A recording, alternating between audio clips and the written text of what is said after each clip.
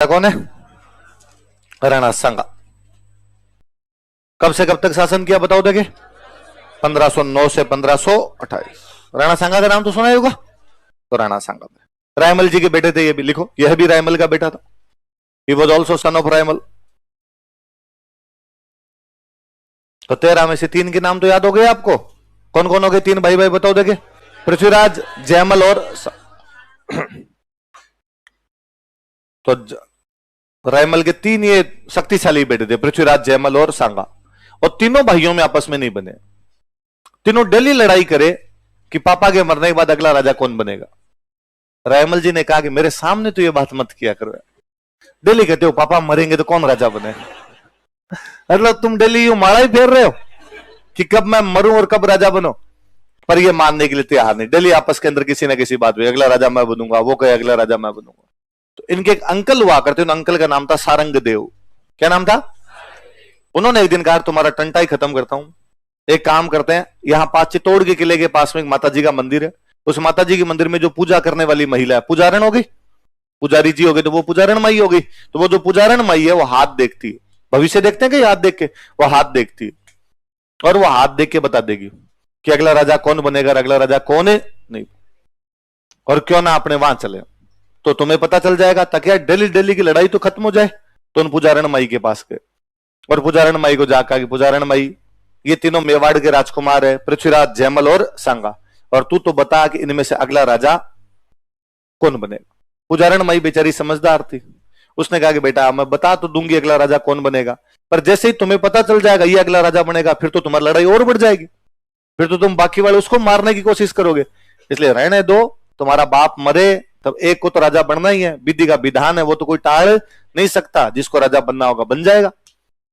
पृथ्वीराज बड़ा गुस्सेला आदमी था। पृथ्वीराज ने तलवार बाहर निकल, बता रही है कि नहीं बता रही है, पंचायती कर रही है फालतू की, विधि का विधान है।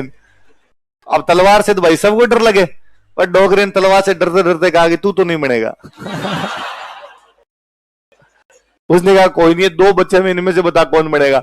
अब तलवार से डर लगे बेचारी को, उसने बेचारी ने धीरे से कहा कि सांगा बनेगा। और जैसे ही कहा सांगा बनेगा, पृथ्वीराज और जयमल सांगा पे टूट के पड़े। सांगा को साइड में लेके उन्होंने कूटना शुरू किया, सांगा की आंख फोड़ दी एक। वो बेचारी महिला, उनके अंकल सारंग देव जो जैसे तैसे बीच में पड़े और सांगा भाग यहां से, और सांगा अपना घोड़ा लेके वहां से निकल जाता है। इधर राजसमंद में एक गांव पड़ता था सेवंत्री। कौन सा गांव था? या सेवंत्री गांव में कोई रूपनारायण जी, रूपनारायण मंदिर था। कौन सा मंदिर था? रूपनारायण मंदिर था।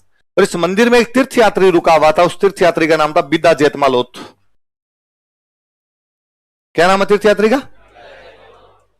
क्या नाम दोबारा बताओ देखिए? बिदा जेतमालोत। कौन है?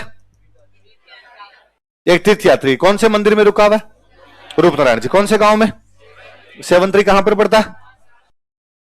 कहां पे पड़ता है? राजसमंद में। सेवंत्री गांव के अंदर यहां रुका हुआ था। तो कहते हैं कि भाई यहां पे सांगा वहां से घोड़ा दौड़ा के इधर आता है सेवंत्री गांव की तरफ, इस रूपनारायण मंदिर में घुसता है। आगे तीर्थ यात्री थे, उन्होंने पूछा कौन हो, ऐसे कैसे घायल अवस्था में घोड़े पर? और सांगा ने बताया कि मैं मेवाड़ का राजकुमार हूं, ऐसे ऐसे भाइयों में लड़ाई हो गई, भाई पीछे पड़े हुए और मैं इधर छुपने के लिए आया हूं।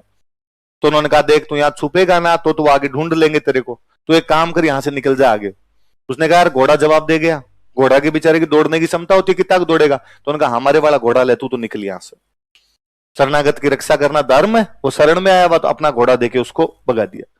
पीछे से पृथ्वीराज, जयमल, सांगा वाला घोड़ा वहां पे खड़ा हुआ था।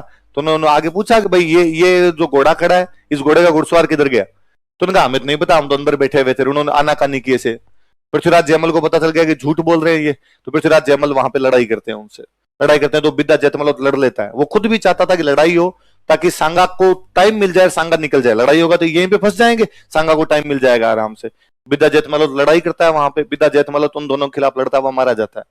लेकिन सांगा को इतना टाइम मिल जाता है कि सांगा वहां से निकल जाता है। तो बाद में सांगा राजा बनता है। जब सांगा राजा बना था तो उसे ये बात याद थी कि मेरे को उस दिन बचाने वाला आदमी कौन था? जेतमालोत वो था जो अपने को बचाता था। फिर ये इस बिदा जेतमालोत के बेटों को पोतों, ये मारवाड़ का था, इनके बेटे पोतों को बुलाता है, बुला के मेवाड़ के अंदर बसाता है। जेतमाल तल झूंझिया करवाला कटे, सांगो भोगे चित्रकूट सिर बिदा सटे। चित्रकूट बोलते चित्तौड़ को, चित्तौड़ क्या बोलते?